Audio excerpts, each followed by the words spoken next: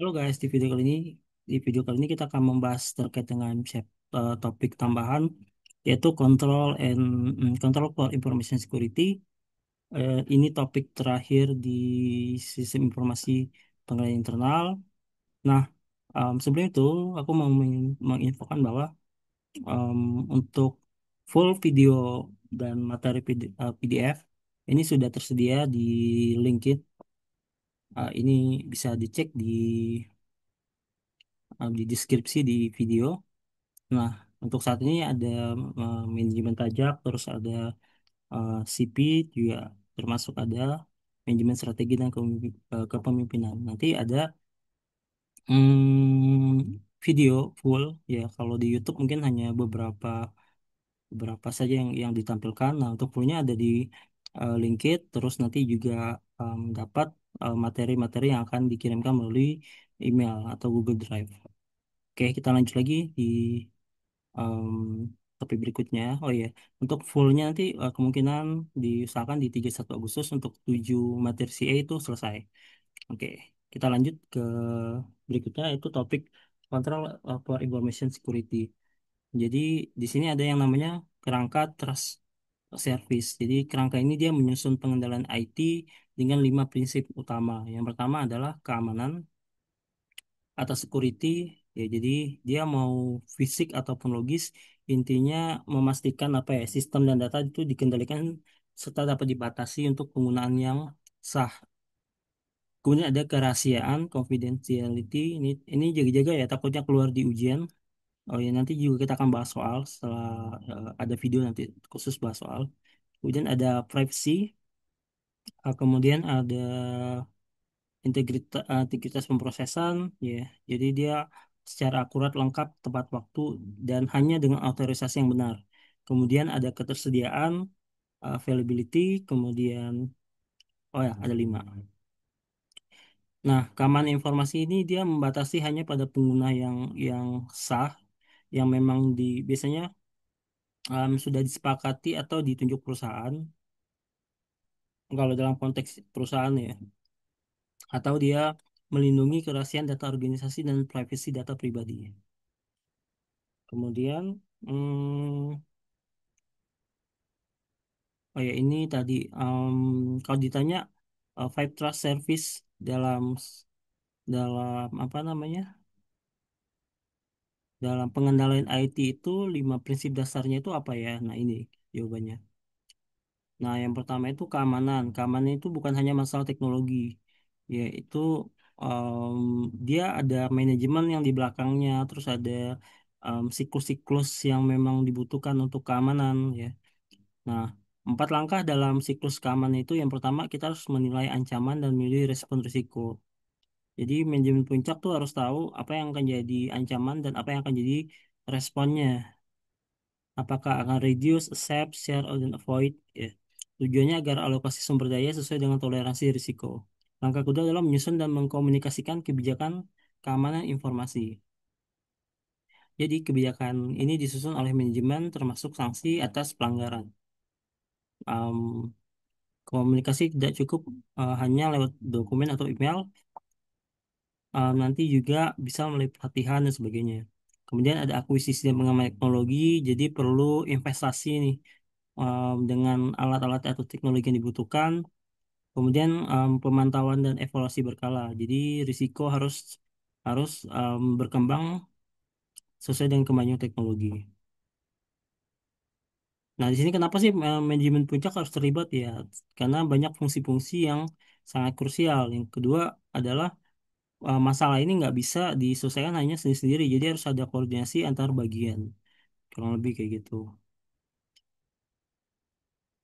Nah, di sini juga melihat dari sisi budaya organisasi atau etika sangat berpengaruh. Jadi em, budaya organisasi dan etika ini mereka bagaimana ya, budayanya mereka itu sudah apa istilahnya, mendukung dengan aware dengan adanya informasi, apa, keamanan informasi ini. Makanya apakah mereka sudah menyediakan framework yang tepat gitu. Misalkan di sini mereka pakai, contohnya pakai framework COVID 2019 misalkan. Nah, Kemudian peran menjadi puncak betul dan komunikasi ini harus mengkomunikasikan kebijakan keamanan informasi. Jadi update setiap informasi itu harus dijalankan. Kemudian em, pentingnya pelatihan keamanan dan untuk karyawan betul. Terutama untuk misalkan karyawan baru atau seluruh karyawan itu memastikan nggak terjadi phishing atau nanti menjaga jangka panjang keamanan jangka panjang. Nah, pelatihannya tuh bentuknya apa? Bisa jangan misalkan jangan buka lampiran email yang tidak diminta. Kemudian jangan gunakan perangkat lunak resmi atau jangan berbagi password, amankan web share fisik dan sebagainya. Serangan social engineering juga. Contohnya ketika seorang mengikuti dari belakang untuk masuk ke area terbatas. Ini solusinya tuh bisa melatih karyawan melalui role play agar peka dan siap menghadapi taktik manipulatif.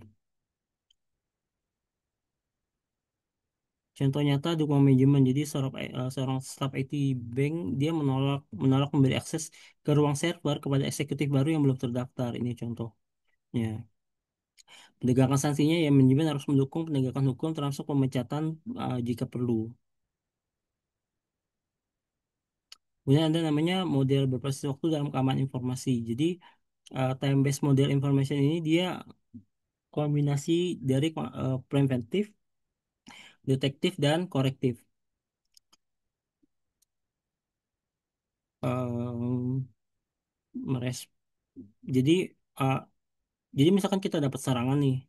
Nah, di sini ada yang namanya P harus lebih dari D plus R. P itu apa? Waktu yang dibutuhkan untuk menyerang atau menembus sistem pertahanan. D, D adalah waktu yang dibutuhkan organisasi untuk mendeteksi serangan. Em, eh, R adalah waktu yang dibutuhkan organisasi untuk merespon dan menghentikan serangan. Ya, jadi misalkan P ini dikatakan harus lebih besar dari D plus R. Jadi kalau ada orang yang nyerang, itu semakin P besar, semakin bagus. Maksudnya semakin lama dia untuk butuh menebus sistem pertahanan kita itu semakin bagus. Karena D plus R itu adalah waktu kita internal internal kita untuk nyari tahu apa yang terjadi. Sama R itu responnya harus gimana. Ya. Jadi misalkan pengen mereka ngebobolnya 1 jam, ya. Mereka berupaya untuk dalam 1 jam mau menembus sistem sistem pertahanan perusahaan. Nah, D plus R ini kalau bisa dalam 30 menit kita harus sudah selesai nih untuk tahu em, apa yang terjadi sama bagaimana mengatasinya. Itu. Kemudian ada namanya strategi defense in deep, itu menggunakan banyak lapisan kontrol, kemudian dia tujuannya untuk menghindari titik kegagalan tunggal dan lain-lain. Jadi sebenarnya keterbatasannya itu sangat sulit untuk mengukur P dan DR ini secara akurat gitu ya. Nah, untuk proteksi untuk preventifnya ini P-nya ini dia bentuknya bisa kunci, terus kontrol akses pengguna, autentifikasi, antivirus, firewall, inskripsi. Kalau untuk detektif ini dia pakai namanya di sini analisis log sama sistem deteksi intrusi atau IDS. Kalau respon atau korektif dia pakai tim tanggap sama Chief Information Security Officer. Terus ada pelindungan sumber daya informasi. Pertama, keamanan fisik. Ya, keamanan fisik ini kayak eh, hal yang sederhana, misalkan tadi pintu ya, pintu masuk mungkin wilayah server itu nggak semua orang bisa masuk. Atau pintu apa namanya, pintu ruangan kantor. Bangunan, langkah utama kontrol akses fisik itu bangunan sebaiknya hanya memiliki satu pintu masuk yang dibuka selama jam kerja. Kemudian pintu darurat harus hanya dibuka dari dalam. Nah ini ruangan tuh harus ada CCTV-nya, terus mungkin ada alarmnya, misalkan alarm kebakaran atau alarm untuk em, dari CCTV ketika ada yang bertindak mencurigakan dan sebagainya. Ini juga termasuk em, dari perangkat portable ya. Jaring-jaringan itu kabel memang harus dikunci, terus peralatan harus diamankan dengan kandang besi, jika jaringan tidak digunakan harus dicabut, laptop harus diamankan secara fisik dan dilengkapi inskripsi, pegawai harus mengunci laptop ke objek yang tidak bergerak dan sebagainya.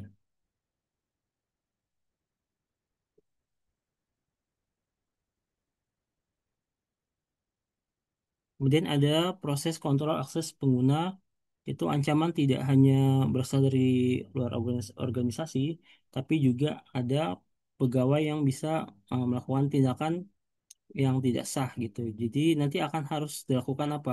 Yang namanya autentifikasi. Jadi misalkan em, kita pakai password, PIN, terus atau nanti pakai ID card, pakai sidik jari dan sebagainya.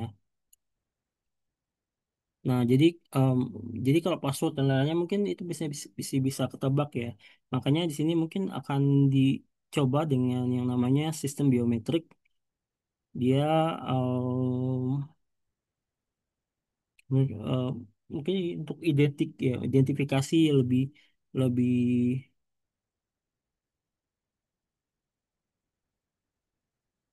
lebih komprehensif di sini. Kemudian ada kontrol otorisasi. Di sini otorisasi adalah proses membatasi akses yang telah diidentifikasi ke bagian tertentu. Jadi contohnya pegawai layanan pelanggan tidak seharusnya memiliki akses ke sistem penggajian. Betul.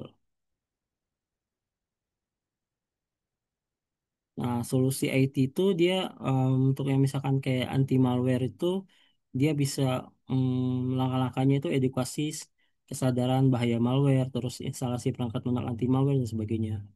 Kalau yang terkait dengan kontrol akses jaringan itu dia memberikan akses jarak jauh kepada karyawan, pelindungan perimeter, border router dan sebagainya. Sini bisa terlihat beberapa. Nah, ini kontrol akses jaringan ada bentuknya wireless access security, kemudian ada endpoint hardening, terus jadi setiap perangkat akhir atau laptop, desktop, printer itu bisa menjadi titik masuk serangan. Maka setiap endpoint perlu diperkeras atau hard end. Contohnya menonaktifkan layanan yang tidak perlu, pasang firewall pribadi dan antivirus, terus lakukan update sistem operasi. Kemudian ada namanya kontrol akun pengguna. Kontrol akun pengguna ini dia pengelolaan akun penting untuk menjaga penyalahgunaan akses. Bisa misalkan menonaktifkan akun yang tidak aktif, hapus akun lama, atau audit akun dan akses. Kemudian gunakan prinsip least privilege. Kemudian gunakan kebijakan sandi yang kuat dan sistem autentifikasi dua faktor. Kemudian desain perangkat lunak yang aman itu dia contohnya di sini SQL injection, terus buffer. Sorry, ini kesalahan desain menciptakan celah keamanan. Jadi eh, kalau desain perangkat lunaknya kita asal-asalan, nggak ada fitur keamanan itu bisa terjadi buffer overflow, SQL injection, dan cross-site scripting. Kemudian ada namanya enskripsi ya. Jadi tujuan enskripsi ini dia untuk kerahasiaan. Jadi hanya yang punya otorisasi atau yang punya hak lah ya, punya akses yang sah itu yang dapat membaca data. Integrasi data itu mendeteksi perubahan sistem transmisi, autentifikasi dia memverifikasi identitas pengiriman. Ya, jenis inskripsi itu ada yang bentuknya kunci sama, cepat tapi distribusi kunci menjadi tantangan. Ada yang asimetris, jadi kunci public and private, aman untuk komunikasi terbuka, namun lebih lambat. Implementasi inskripsi ini contohnya eh, TLS ya untuk komunikasi web, ada VPN untuk inskripsi kondisi internet dan sebagainya. Nah, untuk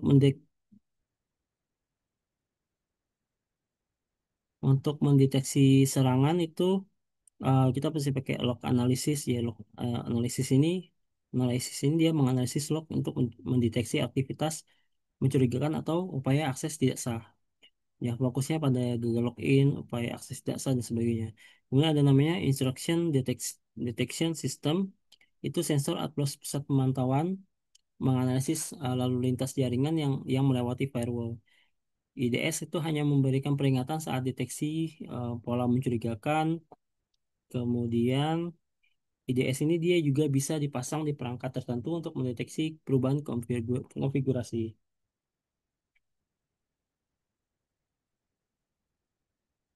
Ada honeypots, terus ada continuous monitoring.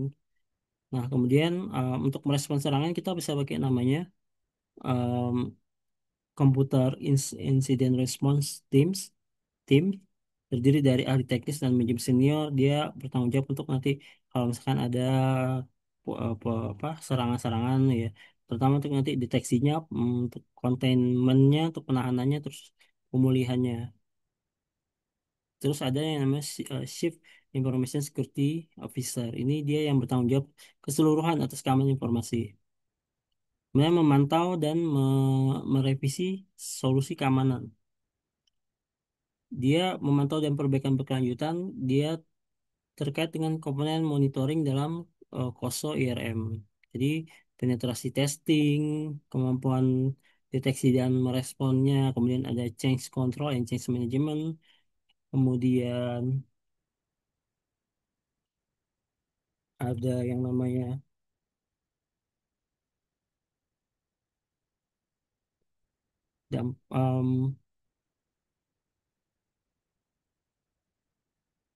dampak dari virtualisasi cloud dan uh, Internet of Things ini dia, ini sudah kita bahas ya, kayaknya nggak terlalu signifikan. Kita masuk ke topik terakhir itu terkait dengan topik confidentiality dan privacy control. Jadi perlindungan informasi itu sensitif dan privacy ya gitu, gimana sih maksudnya?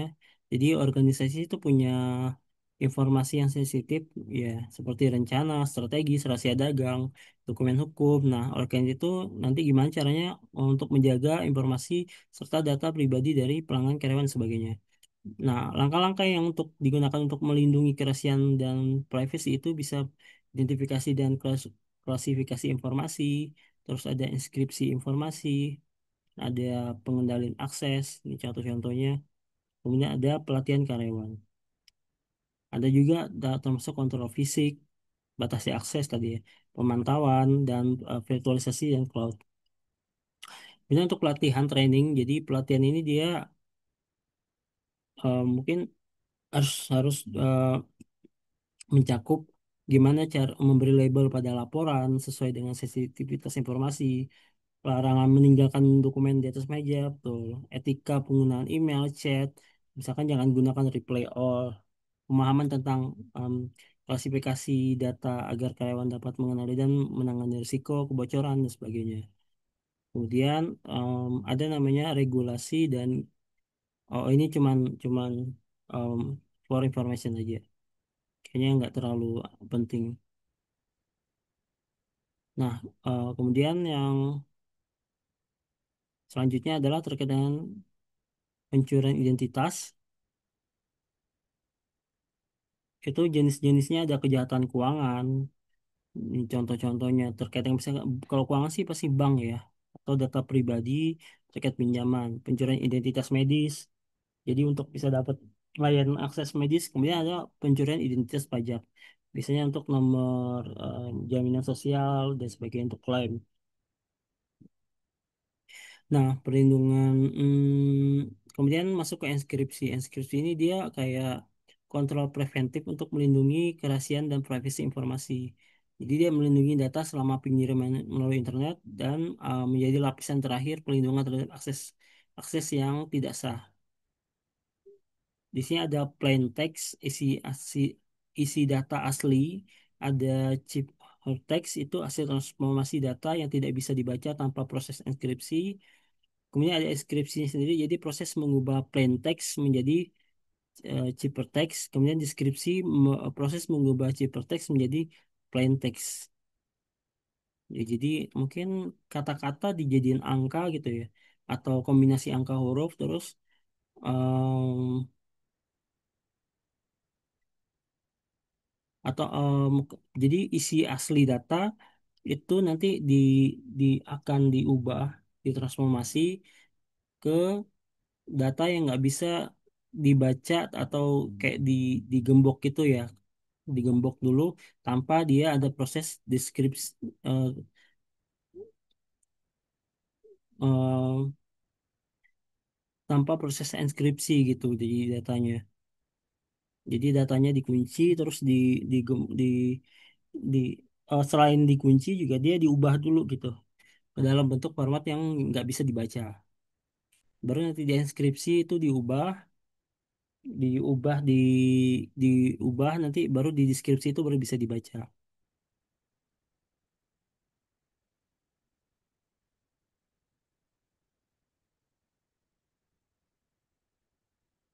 Nah ini contohnya plain text itu this is a contract for, jadi ada ini isi datanya. Nanti kata-kata ini berubah jadi di di apa di enskripsi berubah jadi ini,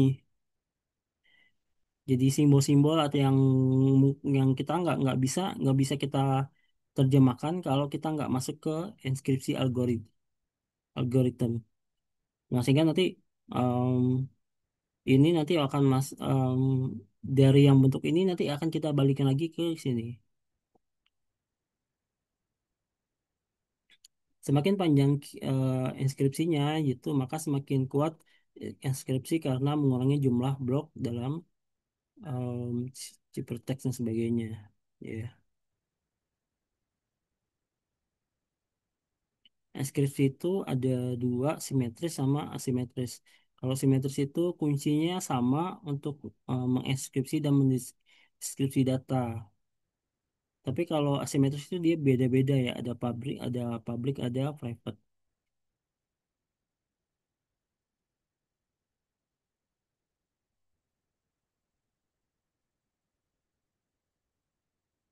Kemudian tapi ada masalah nih pada skripsi. Biasanya pertukaran kunci itu harus aman. Namun email bukan pilihan aman karena bisa disadap. Perlu banyak kunci unik. Setiap kombinasi komunikasi antar pihak butuh kunci yang berbeda. Keunggulannya dia memang kalau public key itu boleh disebarluaskan, tapi hanya private key yang bisa mendeskripsi.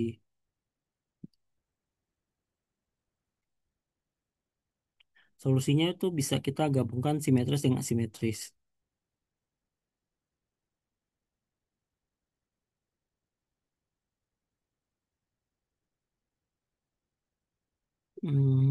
Ini teknis aja sih kayaknya. Mungkin nanti akan lebih enak kalau kita sudah masuk ke latihan soal untuk bisa menjawab ini. Oke, sekian untuk video kali ini. Kita akan lanjut ke video. Oh, sudah selesai. Nanti akan ada masuk ke video latihan soal membahas soal-soal CA terkait dengan sistem informasi dan pengelolaan internal. Sekian untuk video kali ini. Terima kasih.